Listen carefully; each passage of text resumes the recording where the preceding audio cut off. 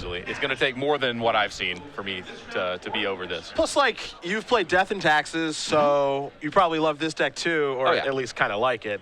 He's playing against Phimus Pan, who is a player from the Phoenix, Arizona area, good friends with Adam Prozac. Used to play a lot of Versus System, if you're familiar with that card game, who is playing Bug Control. How does this bug deck differ? You've got Tree Nemesis, you've got Deathrite Shaman, Baleful Strix, and Dillian Click. Sometimes you look for Shardless Agent along with Ancestral Visions, but that's not here. So then you try to look for Delver of Secrets and some of those tools. That's not here, so it's really just a different take on bug. Yeah, this is a kind of an odd list, but a spicy one, and one that has worked out so far. Inquisition of Kozilek is going to reveal a hand of Mother of Runes, a Bramaz, a whole bunch of lands. You got a Plains of Karakas, a Horizon Canopy, and a Rishadan Port.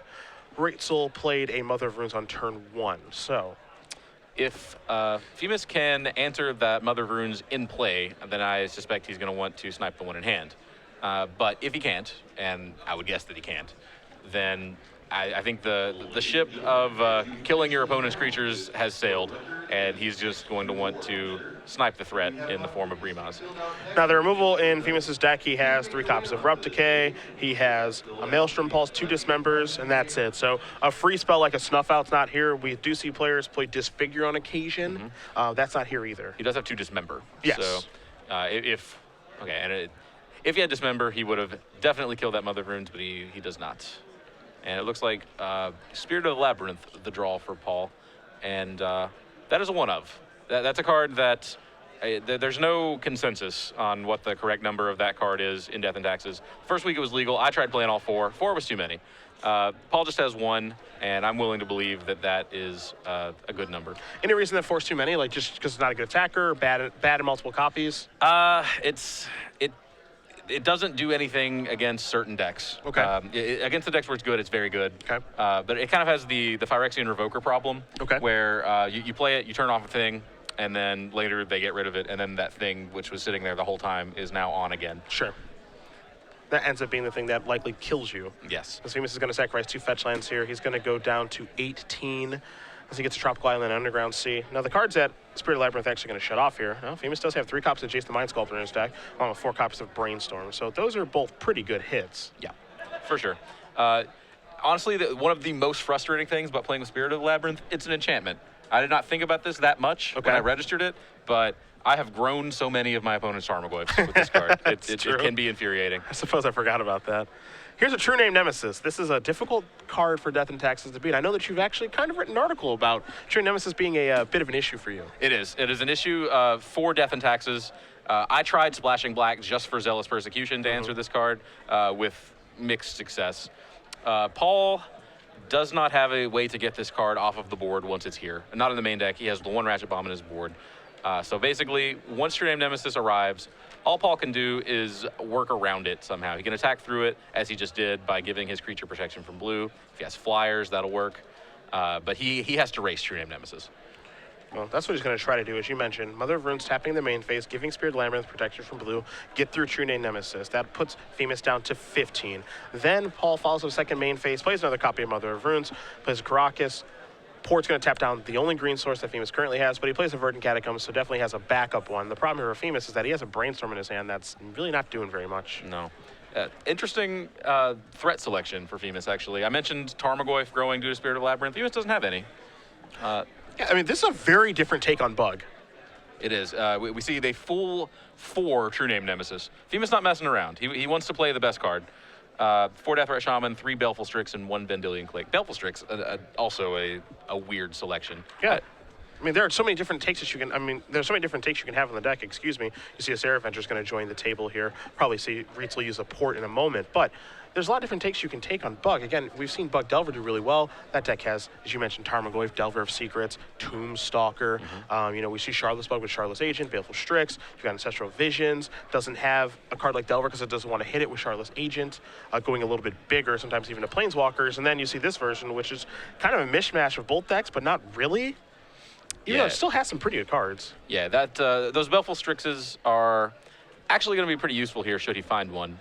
He won't get to draw a card as long as that Spirit of Labyrinth is in play, but he will have an answer to Sarah Avenger. As I mentioned, Paul is trying to get over and under and around True Name Nemesis any way he can. Sarah Avenger is a good way to do that. One of the things I always find quite interesting about the Death and Taxes deck, and I'm definitely guilty of this, is just unrelenting mocking of Mother of Runes. Because it's just, I mean, we're playing Legacy with decks that can kill you on turn 1, as Phimus is conceding now on like turn 5 against Death and Taxes in the face of Mother of Runes, making it so that True Nemesis can't actually block anything. But I mean, Mother of Runes is one of the best one-drops of all time, and even though we laugh about this, you know, one-mana white creature in a format like Legacy where there's Force of Wills and Charbelchers killing people on turn 1 and Empty the Warrens and things of that nature, it's just a really good card. Oh, yeah. Mother of Runes is infuriating to play against. It comes down turn 1. If you can solve it on turn 1, you get to continue to play Magic. But if you don't solve it on turn 1, an entire subset of your cards, often a fairly substantial subset of the cards in your deck, just turned off, done, gone. And that's just talking about the removal. Mother of Runes also just causes all sorts of trouble when it comes to blocking. As we saw there, Paul used it to force his creatures through. It can make attacks look very poor. It just does it all. At the cost of 1 mana. Yeah, and as you mentioned, if you don't kill it right away, it just shuts off a ton of cards. And on the flip side, if they do kill it right away, it's like, all right, you killed a Mother of Runes. That's fine. I have other things to do. So it's a rock and a hard place type card. As we look at the sideboards here, you see the players are doing that. We're going to start on Phimus' side. I have that in front of me. I'm looking at, I'm going to get to that one in just a second. 2 Hymnothorax, a Force of Will, a Surgical Extraction, a Grafdigger's Cage, 2 copies of Golgari Charm, a Marsh Casualties, 3 Spell Pierce, 2 Phyrexian Revoker, an Umezawa's Jitte, and a Dread of Night. Dread of Night is coming in. March Casualties is coming in. Golgari Charms are coming in. So that's 4 cards. If you're not familiar with Dread of Night, 1 black enchantment, white creatures get -1/-1. That's a really good Magic card against Death and Taxes. The other cards I think you can argue, you know, a card like him, a card like the Umezawa's Jitte, Revoker, because there are definitely some things that are worth stopping here. But the 4 cards are very obvious. Yeah, for sure. The 4, I would add the 5th, the Umezawa's Jitte. Okay. Basically, anything that gives creatures -1/-1 is incredible against Death and Taxes. Death and Taxes is full of very powerful, disruptive creatures that happen to have 1 toughness. Sure. So yeah, he's definitely going to bring in, as you said, 1 Dread, 2 Charm, the 1 Marsh Casualties, which is not a card we've seen a ton of. Here, I think he's playing it because it does not target and therefore can kill an opposing True Name Nemesis. Correct. It does not kill your own. Exactly. Which is important, Yeah, so it's actually a pretty sweet little piece of tech there. So he's going to bring in those 5 of the remaining spells in his board. I would bring in Phyrexian Revoker if I were Phimus. What are we naming? We can name Mother of Runes. If that's not an issue, we can name Aether Vial. Okay. If neither of those are issues, we can name various equipment. Okay. So a lot of targets, even though it's a fragile body, but you know, getting the job done is what Revoker does. Now, you've got a Rietzl sideboard in front of you, and since you do have experience playing Death and Taxes, fire away. Okay, so Paul Rietzl has access to 1 Pithing Needle, 2 Rest in Peace, 1 Grafdigger's Cage, 1 Menriki Gusari, 2 Oblivion Ring, 1 Ratchet Bomb, 2 Cataclysm, 2 Aethersworn Canonist, 2 Wiltleaf Liege, and 1 Mirror Crusader. Now, this is a weird spot for Paul, because Paul has seen some bug cards. Sure. He actually has a lot of good cards against bug, you know, broadly, but many of them are not actually that effective against Phimus' particular build. Rest in Peace is a card that I have not minded to bring in against any deck that I think has Tarmogoyf, Deathrite Shaman, and at least one other thing, you know, whether it be Tombstalker, Snapcaster Mage, something like that. We know that Phimus has the 4 Deathrite Shaman and not really anything else. So Rest in Peace, Paul might want to bring that in. It's actually not that good, but Paul doesn't know that. Paul has access to Wiltleaf Liege. That's a big card against you know, Liliana and Hymn to Turok, obviously, for being able to sneak it into play against discard. It's actually also the +1/+1 effect is huge when you can reasonably expect people to be bringing in -1/-1 effects. Dread of Night. Yeah, Dread of Night. Sure, yeah. Like there are so many that you have to worry about. Engineered Plague is a big one that Phimus actually doesn't have. But he certainly has some. So Wiltleaf Liege is going to be very big there. Definitely expect him to bring in those 2. He saw True Name Nemesis, so he's definitely going to go to his 1 Ratchet Bomb to solve that problem. I would expect him to bring in 1 Mirror Crusader, 1 Ratchet Bomb, 2 Wiltleaf Liege for sure. The rest, again, it's kind of a judgment call on Paul's part. He has the 1 Menriki Gusari. I think when you see True Name Nemesis, you have to assume that there is equipment to follow. So that's a reasonable card to bring in. The 2 Oblivion Rings, it's a good catch-all in this matchup. It would get Liliana. It gets you know, big threats that run out of control, like Tombstalker sometimes. It can answer equipment that goes on True Name Nemesis. It's a good hedge, although it is a little vulnerable against a deck that you kind of have to expect has abrupt decay. You used the word hedge there, and I think that's the appropriate word to use, because if you take a look at the cards that Paul saw that game, True Name Nemesis, like a Brainstorm and an Inquisition of Kozilek, and basically nothing else. Yeah. So as a result, again, because Bug there are a wide range of Bug decks that people are playing right now. We know that Bug Delver is like arguably the best Bug deck. It's been winning a lot, both in Grand Prix and on the Open Series. But I mean, we see arguments to be had about should you play True Name Nemesis in Bug or not play True Name Nemesis. Now, obviously, he saw one, so he knows that Phimus is playing one. But there's this wide range of cards. You're playing Shardless Bug, this version of Bug, Planeswalker Heavy Bug. Who knows? This version is completely different. So Paul's going to, I think, sideboard pretty delicately here and going to be doing a lot of hedging, as you did mention. Yeah. The Wiltleaf Lieges, those are just a grand slam. Yeah. No matter what flavor of Bug we're looking at, we know that post-board he's going to be attacking your X1 creatures somehow. Sure. And when he's not doing that, he is likely to be trying to get you to discard cards. Some Bug players kind of predict the Wiltleaf Liege. You might see him actually board him out because of that. Liliana as well, not even that great. Yeah, I can't imagine that card's insane against Death and Taxes. I'm sure it's fine, and there are situations where it's great, so we're going to leave this game with the Thoughtseize. But it doesn't seem like Liliana would be insane. You see Rietzl's going to lay out his hand here. He's on... That's not a lot of cards. No. It's 5 cards. You see a Swords, a Thalia, and then 2 Plains and a Wasteland. So Phimus doesn't have a lot to choose from here. I would expect him to snipe that Thalia, yeah. Of Phimus's creatures, 3 of them replace themselves in the form of Baleful Strix, and 4 can't be targeted by Swords to Plowshares anyway. So Swords actually pretty bad against Phimus's particular build of Bug, but it's not a card you can board out. Again, as we've said, Bug decks can have very good targets for Swords to Plowshares. Paul aggressively wastelanding here. So this is always a really interesting question to me. When you mulligan to 5, or just mulligan in general, and he's on the draw, he could have just played a turn 1 Aether Vial, and he chose not to. He's going to play it now on turn 3 because that was his draw for the turn, but he just decided to aggressively wasteland. And maybe he's thinking, well, I'm in a bad position anyway, so I might as well just wasteland and hope for the best? Most likely. Actually, the real point to consider there, Aether Vial, even if it starts ticking up immediately, it's not like there's a host of 2-drops that are suddenly going to be unleashed once he gets to that second counter. He also has the 2 Plains in hand, so his mana development not going to be an issue. He knows that he's not going to need that wasteland to cast his spells moving forward. So yeah, you're stunting your own growth a little, but you know that you don't have a ton coming in terms of what you already have in hand.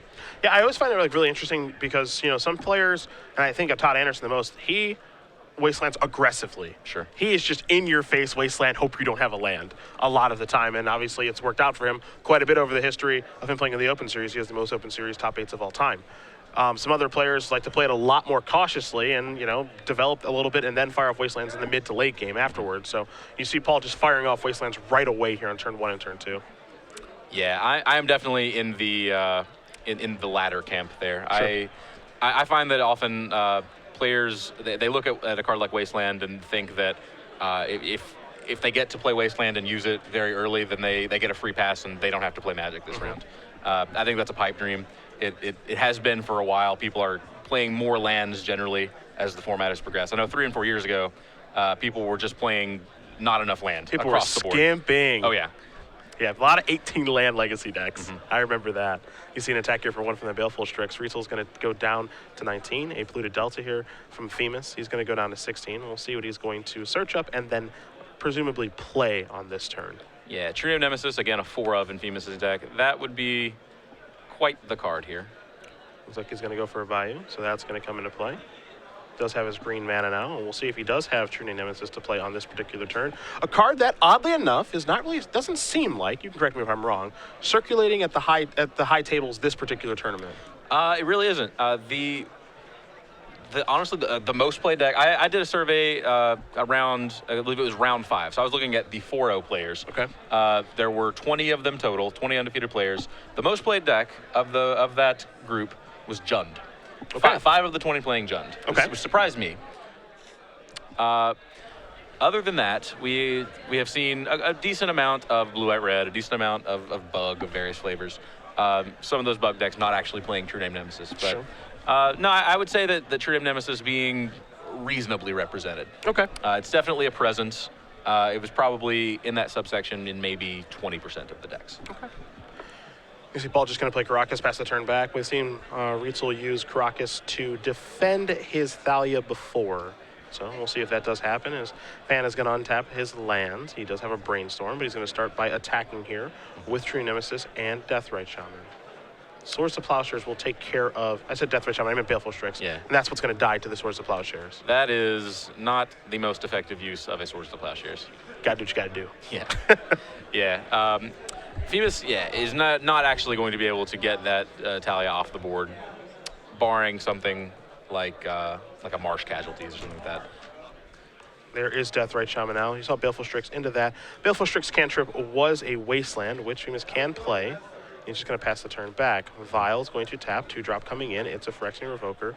Shaman, you are locked down. Yeah, Phyrexian Revoker does actually turn off mana abilities, so Deathrite Shaman, it's a 1-2. None of its abilities in play currently. See what Rietzl's able to find this turn. He is cardless, but he is attacking. This is a Talia with Virtual Vigilance. Should Paul choose, he can bounce it to his hand. Actually, I said that he cannot stick it back into play. He upticked his Aether Vial. Yeah, it's up to 3 now, so the fact that he could bounce it and the Vial back in, that plays off the line. But by him taking that up to 3, that means that he's looking for very specific cards at this point, which are card like, we saw him use Mirren Crusader to great effect when we watched him a little bit earlier. He also has Flicker Wisp in his deck, so. Yeah, Paul has 3 Flicker Wisp in the main. He has 1 Mirren Crusader main, another in the board. I suspect he brought it in. And 1 Aven Mind Sensor. So looks like 6 3-drops total. Sorry, 1 Primoz, so 7 total. An attack here from Phimus is going to put Rietzl down 4 less life. Looks like he's going to move down to 12. Looks like Rietzl moved that Vial up to 4. Is there a 4? Yeah, there's 2 Whitley Fleech. Okay, right. Thank you.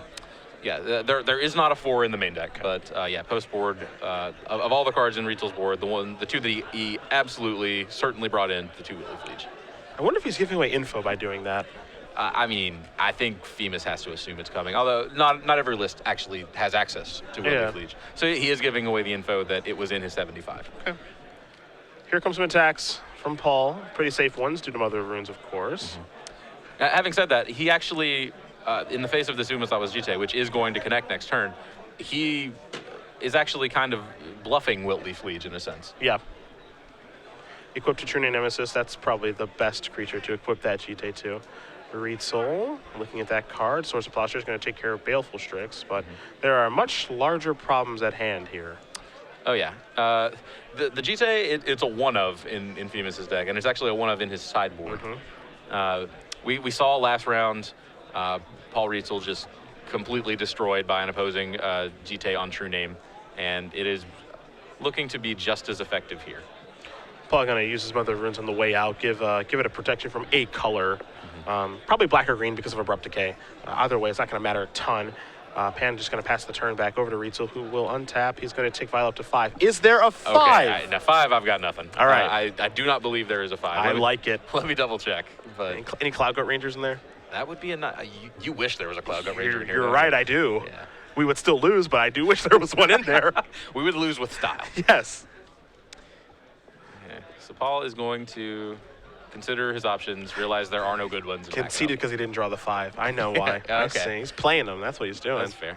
We are tied up here. Death and Taxes, Bug Control. We'll be going to a 3rd game here momentarily.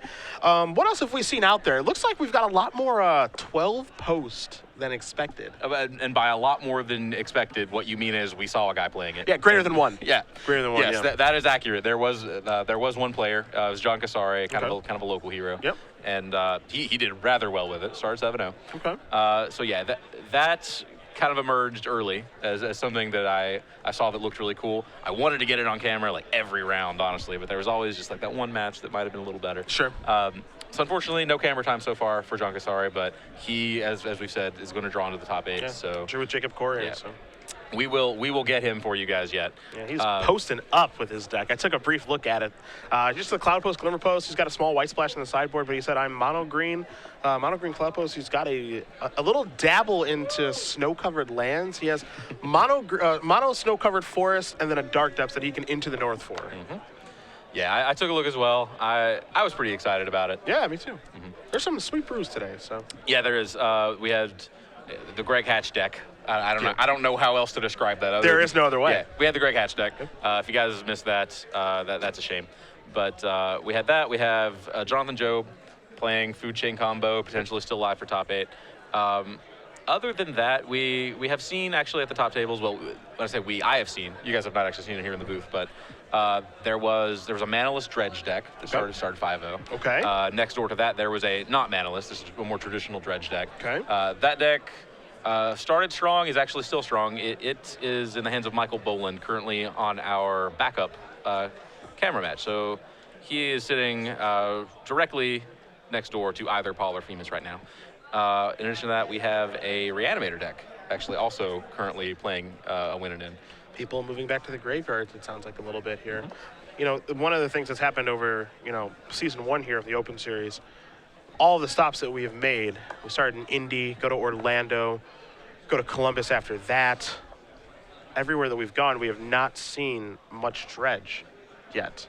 And normally what happens is, dredge wins the week where you don't expect it to win because we don't really ever expect it to win. But then when you look at like the top 8s of the decks, it's just like, oh, no one has graveyard 8, so dredge wins. Sure. But that has not been the case so far. I don't know if that's a result of just Deathrite Shaman just being so good and such splash damage, or if just people just aren't playing dredge. Well, it's a bit of both, I think.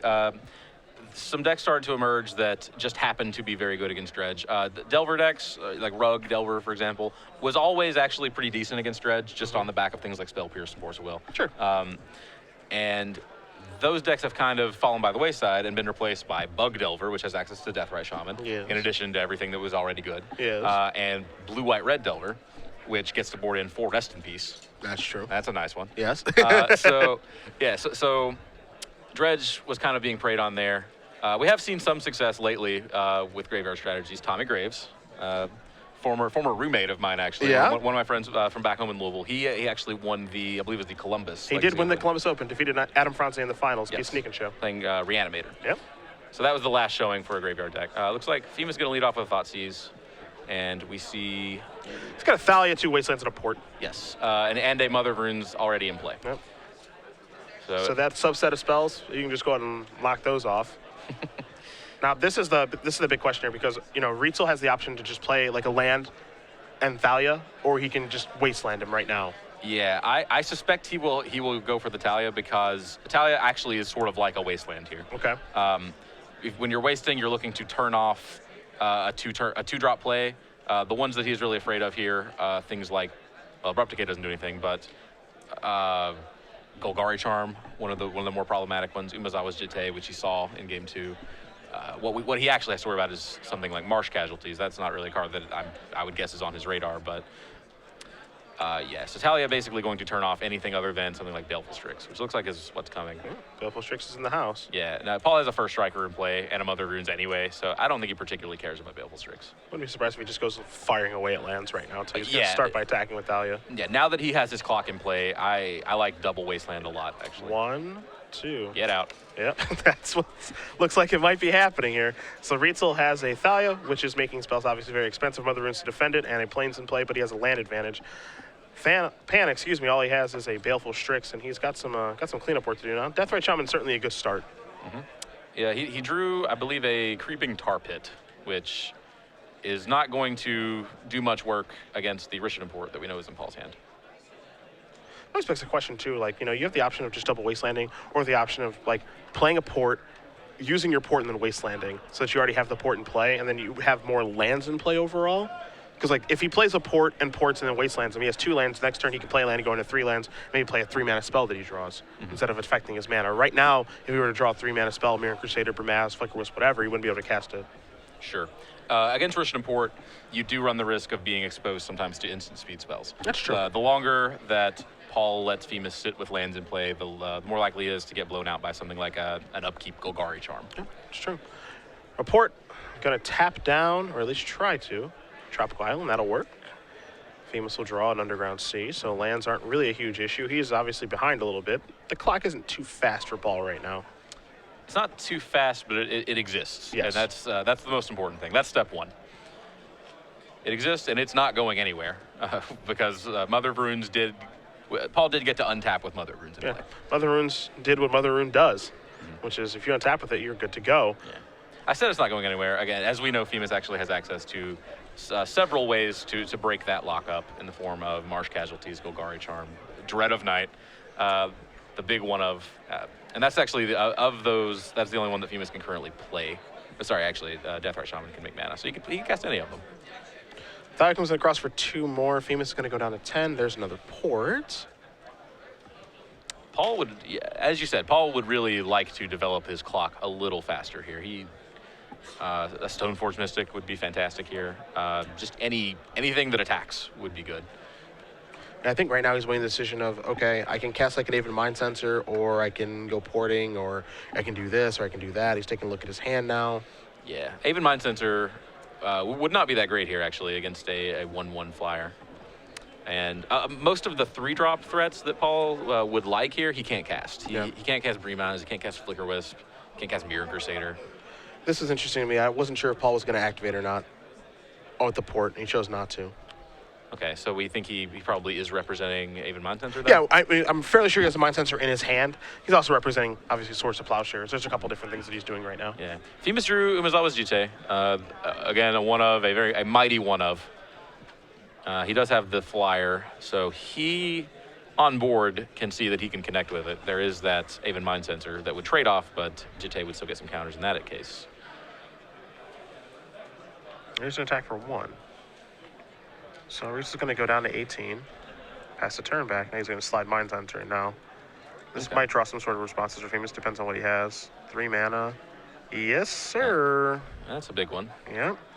There goes the board. And as I said, this was something that you were always risking. Paul went for the Wastelands early to try and lock Phimus out of this possibility as best he could. Phimus drew plenty of lands, so that was not anything that Paul could control. And the clock just not big enough. So now Rietzl has a Sword of Fire and Ice. He's got a Flicker Wisp and a Sarah Avenger. Neither of which he can cast. Yep. Just play this and pass the turn back. Phimus going to untap. In a pretty healthy spot right now. That's going to make things a lot better. True Name Nemesis has shown up, and Phimus has drawn his 1 of Jite again. So the old combo of True Name plus Jite is going to be put on pause right now because Deathrite Shaman's actually going to be the tough guy. He'll get in there. He'll wear the equipment. 2 counters on that. Yeah, I like that play. As long as, Phimus is in a hurry, in a sense, to get counters on the Jite. As long as the Jite sits with counters on it, Paul cannot play a creature and equip. Unless it's Sarah Avenger. True. Okay. Don't forget about that. Sure. So that is the Sarah Avengers, which Paul has 2 of. Some lists play 3, some lists don't play any. Yeah. And the Bremons, which Paul has 1 of. Yeah. But very, very few creatures in Paul's deck in particular, but in Death and Taxes broadly, that can stick and equip through that Jite. Of course, we know Paul's hand, so he's going to come down with Sarah Avenger, and he's going to equip this. So the last card in his hand, I believe, is a Flick Wisp right now. So that's a 5/5 Sarah Avenger. The question here is, does Phimus have anything to get that sword off the table? A card like Abrupt Decay blows this all up. Dread of Night does it. That'll do it. Yeah. Dread of Night in conjunction with a Deathrite Shaman attack will give 4 counters on, plus the -1/-1 from Dread of Night. That's a 5/5 Sarah Avenger. Not big enough. Wow, that's a rough beat there. But hey, you put those cards in your deck so you can draw them. That is true. That's the truth here. Looks like Phimus is considering just playing True Name Nemesis instead. A little surprised by that. Phimus needs a clock as well. Paul does sit at 17, so Phimus does have some work. He's going to cast. This is an Abrupt Decay. Oh, okay. Sure, yeah. Kill Sarah Avenger. Yeah, okay, we didn't see that one. Yeah. So, okay, yeah. Was not worried at all about the incoming 5/5. Aha! Another Sarah Avenger for Paul. Okay, so Paul is likely going to spend his turn replacing his Sarah Avenger with the one he just drew and re-equipping, and Phimus still has that Dread of Night. Yeah, and he's just going to concede the game knowing that he's beat because he can't beat True Name plus Jite. True. So even if he does just make the play of, okay, play my Sarah Avenger, equip it, the problem is like he can't ever beat True Name plus Jite. Paul doesn't have. Phimus doesn't actually have to do anything. He just equips it and he can gain 2 life a turn or whatever, Sure. and he's still good to go. So Rietzl extends the hand, and Phimus Pan is going to win the match, 2-1. Bug Control defeats Death and Taxes, and for the future Hall of Famer Paul Rietzl, he has lost both his win-ins this weekend. Yeah, well, and lost 2 in a row today, actually. Yeah. Started 6-0. Yeah. Started 6-0, ran afoul of True Names and Jittes in the consecutive rounds, and sent home packing. Yeah, True Name is obviously a problem for Death and Taxes, and I think you know that better than anybody because you have tried and tried and tried to fix the problem, but there's not a great way to do it.